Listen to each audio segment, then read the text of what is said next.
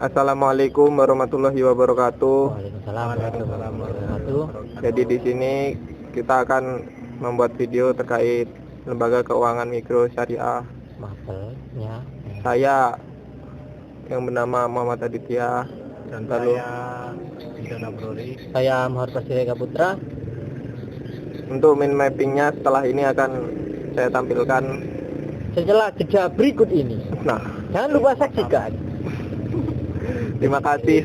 Terima kasih, gitu aja. Halo semuanya, pernah kepikiran nggak sih gimana roda ekonomi kerakyatan di Indonesia tuh bisa tetap muter, bahkan pas lagi krisis parah sekalipun? Jawabannya tuh seringkali bukan di bank-bank besar bergedung tinggi loh.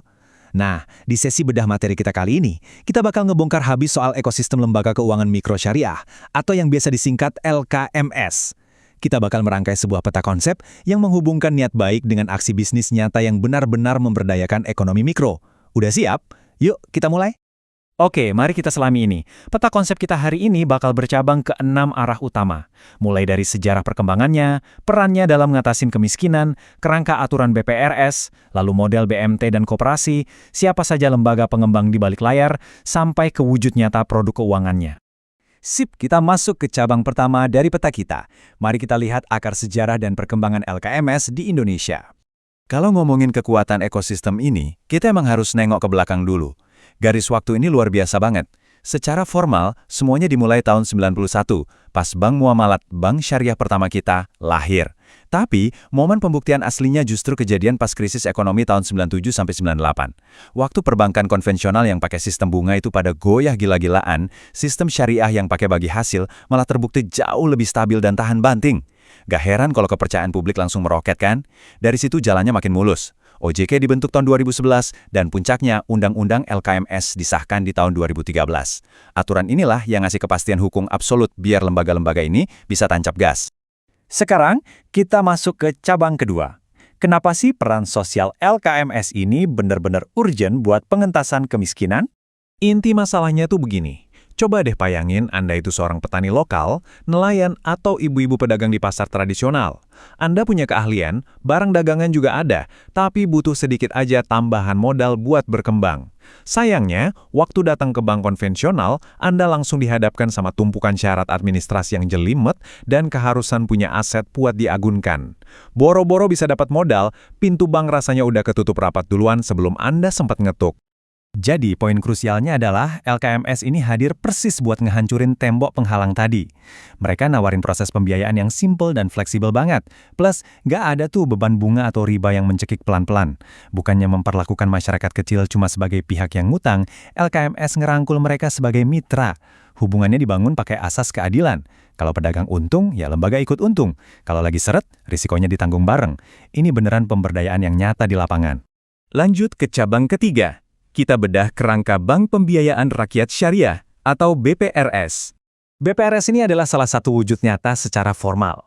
Yang bikin BPRS ini unik tuh fleksibilitas badan hukumnya. Sesuai undang-undang, bentuknya bisa perseroan terbatas layaknya perusahaan biasa atau berbentuk koperasi kalau mau fokus ke kesejahteraan anggotanya. Hebatnya lagi nih, pemerintah daerah juga bisa ikutan turun tangan langsung lewat perumda atau perseroda. Opsi-opsi ini bikin BPRS bisa luwes menyesuaikan diri sama karakter dan potensi ekonomi di setiap daerah di Indonesia. Tapi, jangan salah sangka, walaupun targetnya sektor mikro, proses bikin BPRS ini ketat banget loh, nggak bisa asal buka gitu aja. Ada 3 tahapan besar. Pertama, harus dapat persetujuan prinsip dulu dari OJK, buat persiapan. Kedua, dan ini yang lumayan berat, setor modal minimum. Jumlahnya bervariasi. Bayangin, mulai dari 25 miliar rupiah sampai 100 miliar rupiah, tergantung seberapa padat wilayahnya. Kalau semua udah siap sampai ke jajaran direksi yang udah lulus uji kelayakan, barulah izin usaha resmi dikeluarin. Ini semua buat jamin kalau BPRS tuh bener-bener sehat dan dana masyarakat amat. Oke, kita geser ke cabang keempat. Kita lihat BMT dan Koperasi Syariah sebagai ujung tombak komunitas. Nah, apa yang bikin BMT ini super menarik adalah karya jenius di balik strukturnya. Dia ibarat punya kepribadian ganda yang luar biasa positif. Di satu sisi, dia adalah Baitul Ma'al yang fokusnya murni sosial. Ngumpulin zakat, infak, sedekah, dan ngasih langsung ke masyarakat rentan tanpa mikirin pengembalian. Tapi di sisi lain, dia juga berfungsi sebagai Baitut Tamwil, sebuah mesin komersial yang ngasih pembiayaan produktif biar usaha kecil bisa tumbuh. Ini benar-benar perpaduan sempurna antara amal dan bisnis yang berkelanjutan. Terus kita juga punya Kopontren di ekosistem ini, Koperasi Pondok Pesantren. Ini luar biasa banget loh. Kalau dulu kita mikir pesantren itu cuma tempat belajar agama aja, sekarang mereka seolah punya laboratorium ekonomi dunia nyata di halamannya sendiri. Kopontren nggak cuma ngurusin kebutuhan sehari-hari pesantren, tapi juga ngajarin langsung ke santrinya gimana sih praktek ekonomi syariah dan tata kelola bisnis. Pas santri ini lulus, mereka nggak cuma jago ilmu agama, tapi udah siap jadi motor penggerak ekonomi di desa mereka. Masuk ke cabang kelima, kita kenalan dengan lembaga pengembang di balik layar. Institusi-institusi kecil tadi pastinya nggak mungkin bisa bertarung sendirian. Ibarat tanaman, butuh penyangga biar tumbuhnya lurus. Nah, di belakang layar ada beberapa nama besar yang siap ngebantu.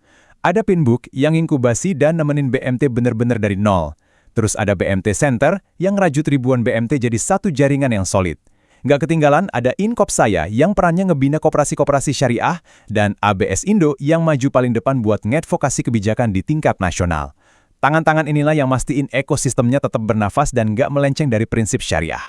Mari kita lanjut dan lihat gimana lembaga-lembaga ini ngebangun kapasitas LKMS buat jangka panjang. Siklus dukungannya komprehensif banget. Mulai dari ngebantu nyusun struktur awal pasti dirikan. Terus yang nggak kalah penting, ngelatih sumber daya manusianya.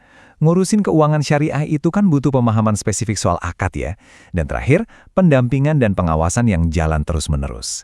Jadi, tata kelola lembaga mikro ini bakal terus dijaga biar amanah dan tetap di jalur yang benar. Dan akhirnya, kita sampai di cabang ke-6, wujud nyata produk keuangannya. Nah ini dia intinya. Gimana sih istilah-istilah Arab tadi berputar di lapangan? Gini aja, kalau Anda cuma pengen nitip uang biar aman dan bisa ditarik kapan aja, itu namanya wadiyah.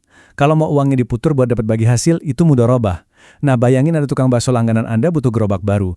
LKMS nggak ngasih pinjaman pakai bunga. Mereka beliin gerobak itu, lalu dijual lagi ke si tukang bakso dengan margin keuntungan yang jelas dan dicicil tetap. Ini namanya murabahah. Terus, kalau dua nelayan mau patungan beli perahu barang LKMS buat bagi untung, itu musyarakah. Kalau butuh sewa traktor, itu ijarah. Dan yang paling mengharukan, kalau ada warga yang lagi sakit dan benar-benar butuh dana darurat, LKMS punya Korgul Hasan, pinjaman murni tanpa bunga sedikit pun. Sangat aplikatif buat kehidupan sehari-hari kan?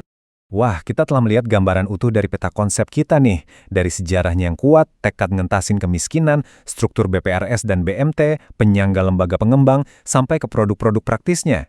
Sekarang bayangin kalau ekosistem akar rumput yang udah sehebat ini diperkuat sama teknologi digital, pembayaran QRIS di pasar tradisional, aplikasi mobile buat BMT, atau pencairan dana secara online. Pertanyaan besarnya buat Anda bawa pulang hari ini, dengan fondasi sekuat ini, seberapa jauh teknologi digital bakal mendorong lembaga keuangan mikro syariah buat mencapai inklusi keuangan total bagi seluruh rakyat Indonesia di masa depan? Menarik banget buat dipikirin ya. Terima kasih banyak udah bergabung di sesi bedah materi yang seru ini, dan teruslah belajar. Ini lurut lu. Sudah? Sudah. Penjelasannya sampai di situ saja. Terima kasih. Wes. Wassalamualaikum Langsung cut. warahmatullahi wabarakatuh.